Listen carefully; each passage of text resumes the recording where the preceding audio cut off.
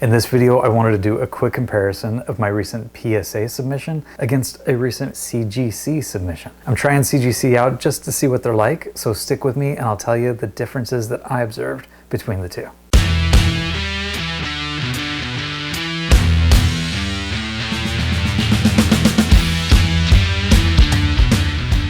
What is going on, everybody? Thanks for joining me back on my channel, Brutus on Baseball.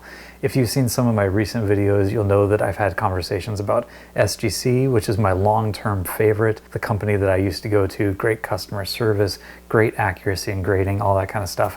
BGS, who's fallen apart in recent years, PSA, who is the juggernaut, but my least favorite of the bunch, and CGC, a company that I've never really used before, but I've started to pay attention to because they have great looking slabs, and they're starting to get a little bit more of a following in the sports card industry. So what I wanted to do in this video is talk about a PSA submission that I put in as part of a group submission at the National in early August, and then a CGC submission that I followed up with that was my own submission after that. I wanted to take a look at the difference between the two experiences. First of all, PSA had to go through a group sub, so what that's like if you're not a member, as well as the turnaround times, the accuracy, all that kind of stuff. And then CGC, my own experience submitting for the very first time. And what I've seen of that company as well, the website, the set registry that I didn't know that they had, and as well as the customer service, turnaround times, and the grading accuracy from my opinion. So with PSA, a lot of collectors out there know exactly what to expect, especially if you're not a member, you have to go through that group sub. So I submitted those cards at the end of the National to Wyatt from Buck's Trading Card Company. I'll show you this closer up. Great guy to deal with, very easy. It's not fancy, he doesn't have a website or anything like that, but really great guy, very communicative anytime I had a question about the process and where things were. So I highly recommend going with him, but submitted those at the end of the National, so around August 1st, let's say. And let's say he took those back home, shipped them about a week later, so August 6th, 7th. And I got these sent back to me from Wyatt on November 6th. So you're looking at September, October, November, 3-month turnaround, kind of door to door of what it would have been if I had been a member myself. Whereas CGC, I sent the cards in late October. It was a special that they were running. And I can't remember what the special was, but they had a membership special, typically $39 for the base membership, and they were on sale for $10. So I figured, why not? You pay $10 for the membership, you get a 10% discount, I think, on every card graded, and you submit 10 and it evens each other out. So I went ahead and did that, submitted the cards. They received it October 24th, and they had it back to me shipped on November 14th.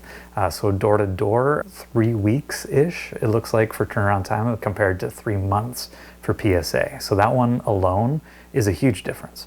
And then the cost as well was a big difference. PSA, I think I submitted 21 cards total. It came out to about $22 a card all in for shipping as well. That's Wyatt's prices. I think PSA was charging 20 bucks. Wyatt was charging $21. Very reasonable price of $1 a card.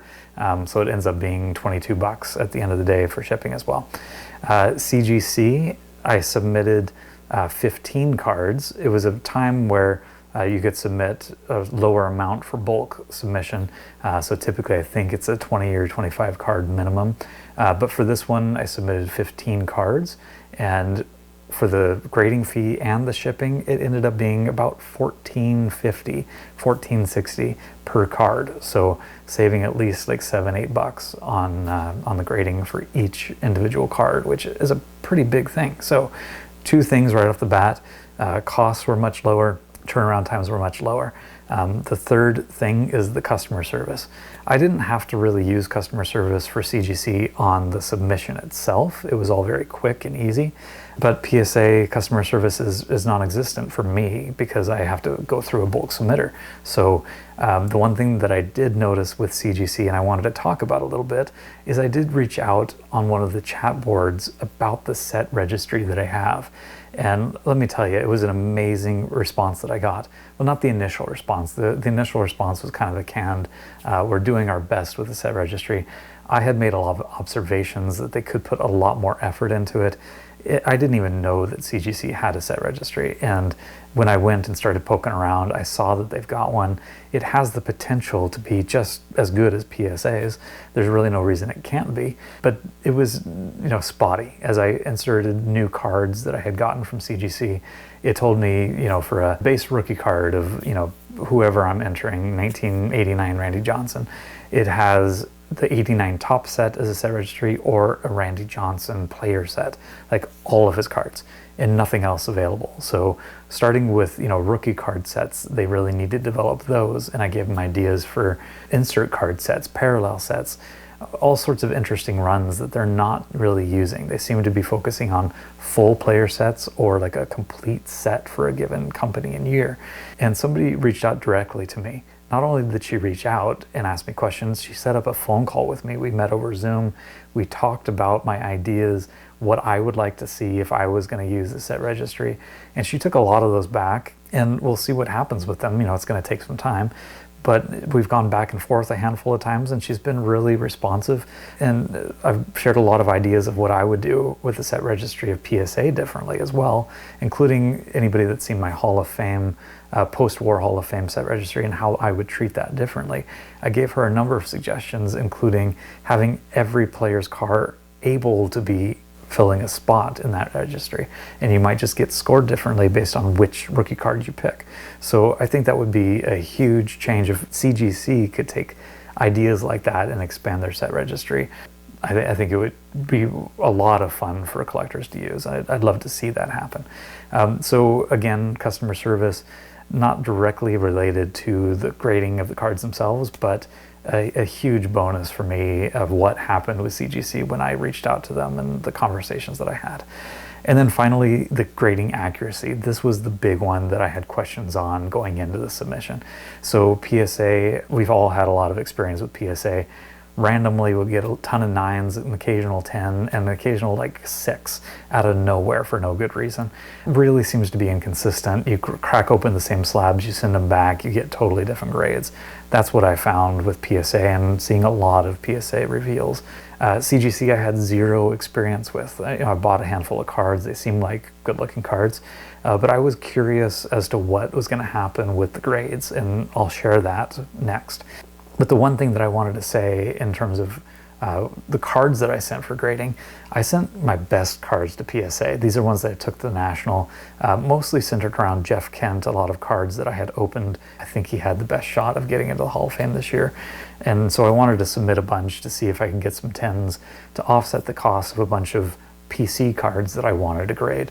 And if I could get 10s on the Jeff Kents and sell them down the road, then these PC cards are essentially free for me to grade. So that was the goal. But I submitted what I thought were the best cards. When it came to CGC, I wanted to send in a group, but all I had really were a bunch of cards that I didn't send in to PSA because I didn't quite think that they were up to par for getting 10s at PSA. They all had kind of one defect. They're slightly off center. They had one bad corner. And so these are cards that I sent to CGC that I actually wasn't expecting to get 10s out of. I was curious if I would get any 10s. Maybe, that would show that they're kind of soft on grading. But I was also curious, will I get a lot of 6s and 7s and 8s, or will they all kind of be in the 9 range, which is kind of what I would expect to get out of these cards, maybe 1 or 2 10s. So that was kind of my curiosity as well. And so I expect my PSA order to be better than my CGC, but that's part of what's got me so curious. So let's jump right into that. And let me show you the PSA reveal first and then the CGC, and we'll compare them and see where we go from here. Okay, so we're going to look through the PSA box first. Here's this one. All right, so there's the PSA slabs that came back from Wyatt. All right, and we'll use a box card here as a little hider. So I can't remember everything that I submitted here, but the primary purpose was Jeff Kent cards. For a while, I've been thinking that Jeff Kent is the most likely to be able to be inducted into the Hall of Fame through the Veterans Committee, which is actually, when I put this video out, just a couple days later. So this is perfect timing to have gotten these cards back. So first one up is Scott Erickson 1992 Donner Stamming King, I think it was. These are tough to get 10s, and so my strategy for submitting these was to put in a bunch of Jeff Kent cards for the hopes that, if they all look really great to me, but if a third of them or half of them come back as 10s, it'll pay for the entire submission. So that was kind of the goal here, is to get, roughly half of the Jeff Kents. And let's say that there was, I don't know, about 12, 13, 14, something like that, Jeff Kent cards. So if I can get, let's say 6 or 7 10s, I think that'll be perfect. And then I submitted a bunch of cards that are from my PC stuff. 1990s insert cards. If you guys have seen my videos, you know which ones I love. And the Diamond Kings are one of them. The Diamond King run all the way from 1982 to 91. But then the insert cards as well. So this is the first year that they made them insert cards. Let's see how I did. So the Scott Erickson, I get a 9. All right. So not surprising there. Like I said, these Diamond Kings are tough and they look beautiful to me. Like when I look at them, I can't see anything wrong with them, but it is what it is. So here is starting of the Jeff Kent cards. We'll see how these did. These are the 1992 Leaf. And I opened a bunch of boxes of these. So, I was thinking about putting my original cost for each card, but it's really hard to say. I paid $20 maybe on average for each box of the 92 Leaf. And I would get, sometimes 1, sometimes 4 Jeff Kent rookie cards. So it's really hard to say exactly how much I spent on each of these Jeff Kent cards, but probably averaging out to, I don't know, like $5 each, something like that at tops.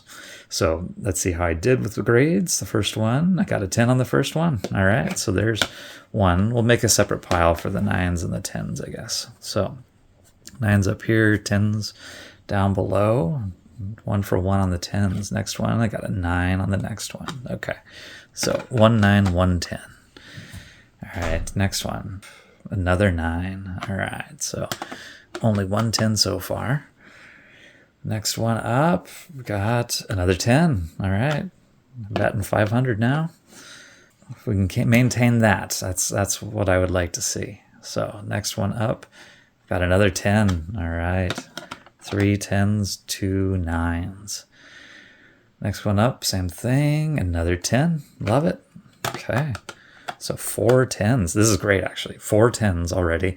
Let's say I sell each one of those for, I don't know, they're going for around $150, let's say. That right there basically pays for the entire submission. Of course, there is a little bit of cost of what I put in to get the cards, but by having 4, and if I get a couple more, then that's all I can ask for. So 9 for the next one. Okay. Spoke a little too soon, but anyway, I'm happy. I got 4. If I can get one more, I'm rolling. Then every PC submission is paid for. So next one up, another 9. Okay. So am I even now? Yeah, so it's 4 9s and 4 10s. So back to batting 500. That's too bad. All right, next one. Ooh, I got an 8. Okay, that is a surprising one for me because out of all of these cards, I couldn't imagine. They all look so good to me that I couldn't imagine getting anything lower than a 9. But of course, there's always that one weird one, right? So there's an 8 up there. I'll just kind of throw it aside. Next one up. Got another 10. Okay, there we go. Officially, completely paid for everything in my submission. So love to see that. And let's see. That's the last Leaf Jeff Kent. Let's see how I did. 9 or 10? 9 on the last one. So I think I'm 5 9s, 5 10s, and 1 random 8. So not bad. I'll take it. All right. So this one next up, I submitted because opening up all these Leaf boxes, the Leaf Gold has quickly become one of my favorite parallel sets of the 90s. I think it is way overlooked. It's a beautiful set. The black borders and all the gold foil makes it one of the most condition sensitive sets that I've opened a lot of boxes of. So really hard to find them in good condition. I thought Gary Sheffield had a good chance of being voted in through a veterans committee as well this year. And I submitted these at the National, so I had no idea who was going to be on the ballot. He ended up being put on the ballot. And, I'm optimistic. I hope he has a good shot. I have a whole video about the ballot and my thoughts on his, PED use and kind of how overblown that is. But anyway, I thought it'd be fun to submit one of these. It looked really great in my mind, so I wanted to see if I can get a 10, at least a 9 on these Leaf Golds. I've submitted some. I submitted a Maddox, a Griffey, a Tomei, and a couple Jeff Kents from these boxes that I've opened up, and I've never been able to get a 10. It's always 9s coming back. So let's see how I did with the Sheffield. Another 9. Okay. I'm beginning to think that these Leaf Gold from 92 are just always going to be 9s are the best that you can get. So we'll see. All right. So that's a 9 for the Sheffield. And then we got, this is the other Jeff Kent rookie card. I think I've got a handful of these from Pinnacle. These are really tough again because of the black borders. Easy to get a lot of chipping along the edges, the corners, because they get a little bit stuck together sometimes depending on the box you get. First one is a 9. Not too surprising. I won't be too surprised if I get 9s on all these Pinnacles, but fingers crossed for a 10. So another 9 on that one. And another 9. Darn it. Okay, I think there's one more. So yeah, that's the last one. So the last Pinnacle, another 9. Ugh, 4 9s. That's too bad. If I had gotten a 10 on the Pinnacle Jeff Kent, that would have been really great for the bottom line on this submission. So this next one, it's a 1992 Team Pinnacle. All the Pinnacle boxes I've opened up, I've got Team Pinnacles. This is one of the better looking ones. Again, really tough, like all these edges, corners, and the gold foil. Expect a 9, hope for a 10. That's kind of how I see these things. Let's see how I did. Another 9. Okay. So like I said, it's always a little bit disappointing when you do get a 9. You hope for a 10, but 9 is pretty much the standard, I think, for a lot of these. We got Barry Bonds on the other side. That's one of the reasons I submitted this one. It's good for a PC as a 9, and if I end up getting a 10 someday, it's going to sell fairly easily. We'll move on to this one. So this is one of my favorite sets. For those who haven't seen a video, I'll link it. I have a lot of memories of this set. Going to eat at Denny's in 1993 with my dad on some road trips that we took. And it just has a lot of memories for me. So I love this set. And it's one of my goals to be the first to own an entire set in PSA 10. So that's the goal that I want to meet. It's just fun for me. I know a lot of people out there don't like grading. They think it's a scam, but it's fun for me. It's easy to collect the set.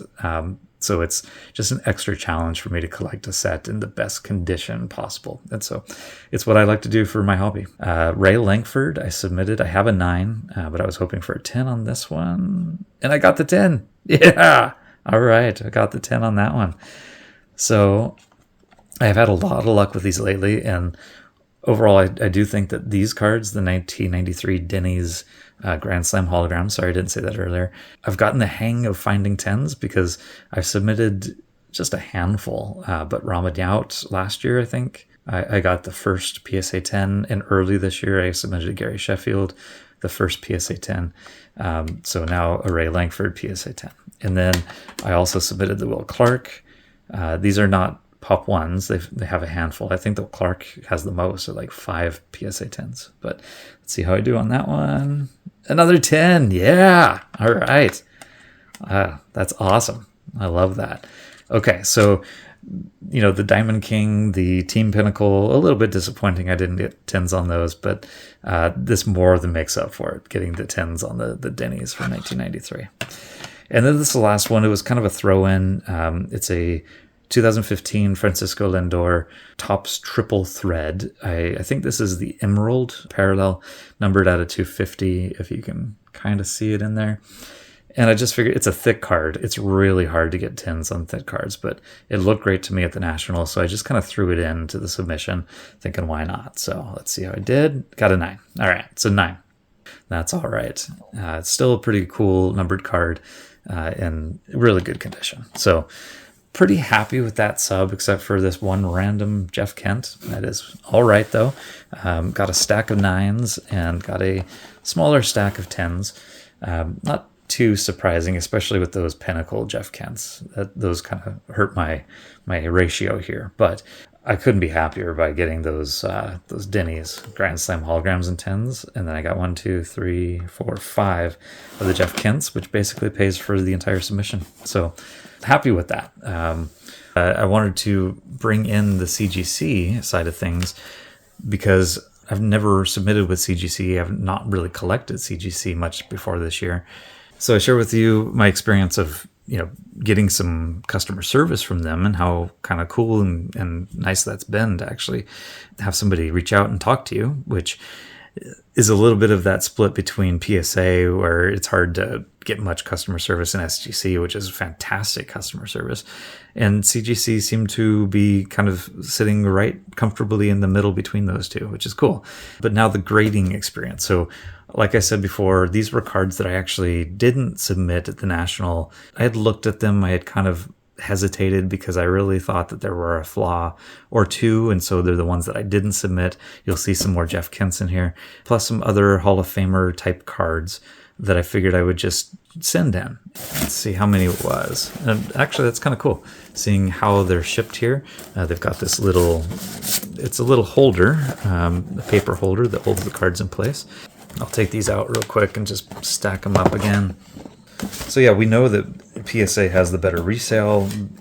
So if you're looking to flip, then by all means, pay the little bit extra to go with PSA. But if you're looking at just collecting for your PC, you like the CGC slabs, it offers a significantly cheaper, to some degree, cost for grading per card. So something to think about. And like I mentioned before too, when I chatted before, the reveal here is they've got a set registry that I didn't know about, and it's a work in progress compared to PSA, but it's an alternative. It's kind of a cool way to look at it. So if I were submitting this stack of cards to PSA, I would be expecting no 10s. I would be expecting all 9s, probably a random 8, maybe a random 6, because that's how they do it. But every single one of these cards had a flaw of some sort that I noticed. So I wouldn't be expecting PSA 10s. But that was the curiosity for me going through CGC. What would I get? Maybe I do get a 10 or something like that. Maybe that shows that they have a bit of a softer grading scale or a grading eye. Maybe I'll get mostly 9s. Maybe I'll get a random 6 here as well. I don't know. So that's part of what I wanted to do here, is just kind of share that perspective of what I get and if it's surprising or not. So let's see. This is a Barry Sanders. When I looked at it, there was definitely like a corner, the bottom left corner had a little bit of white showing. So that's why I didn't submit it to PSA. And it came back a 9, meant 9. So, and as you can see, these holders too, like when you compare them to PSA, I like the CGC a lot more. I like the flip, it just looks nicer. And then just the clarity looking through. The PSA has all of this frosting all the way around the outside, which is their thing, but I really love how clear these CGC slabs are, and you can just see right through them, and it doesn't take anything away from the card. I think it makes the card pop much more. So if you're looking for slab look, design, clarity, I would go with CGC every day. So got a 9 on the first one, exactly on par with what I expected. This next one was a 1989 Randy Johnson, something I had sitting around for a couple of reasons. I had been reluctant to send it in before, and I already had a PSA 10, so what's the point? But I didn't have a CGC 10, so I figured I'd try. So that one came back a 9. Okay, not surprising.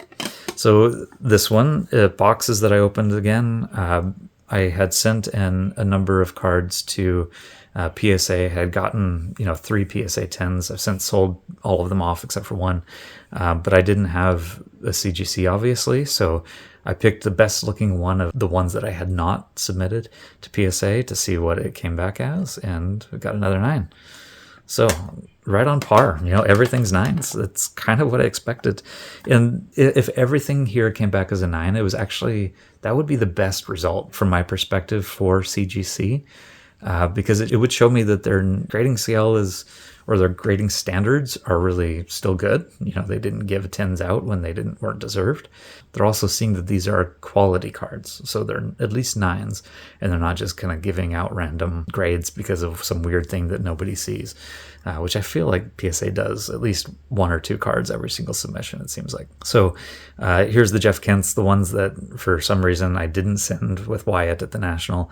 So we'll see. The 9 on the first one, exactly what I thought. And again, I got 9s from, what was it, 5 different PSA submission ones, and I couldn't see any flaws in them. So these are, I thought would be 9s, and they are 9s so far. So, and that one too, a 9 for the second. Here's a Manny Ramirez Pinnacle. I hadn't submitted any to PSA, waiting for Manny Ramirez to make more sense, but I figured let's just throw one in and see what it gets. So, ooh, an 8.5. Okay, so an 8.5 on the Pinnacle. Not too surprising. There were some flaws definitely in the Pinnacles. Jeff Kent, again, so I submitted 4 to PSA, and there were a couple, I can't remember, yeah, I think 2 that I submitted. There may be a third. And these were, I thought, worse than the PSA ones. That's why I didn't send them. And we'll see what these get. So 8.5. Okay, that makes a lot of sense. So if I got all 9s on these 4 PSAs, and I thought this one wasn't good enough to submit with those, it makes sense that it's an 8.5. So again, right on CGC, exactly what I would expect. The second Pinnacle Jeff Kent is a 9. Okay. So overall, this is really makes me feel confident, more confident than I was before with CGC's grading, that they are fairly accurate. I've gotten all 9s except for, you know, a couple 8.5s for the Pinnacles. And it's, yeah, it just seems to be jiving with what I expected. Jim Edmonds, this one was off center, left to right. You can kind of see it pretty quickly. So I figured it would be a 9, and it is a 9. There you go.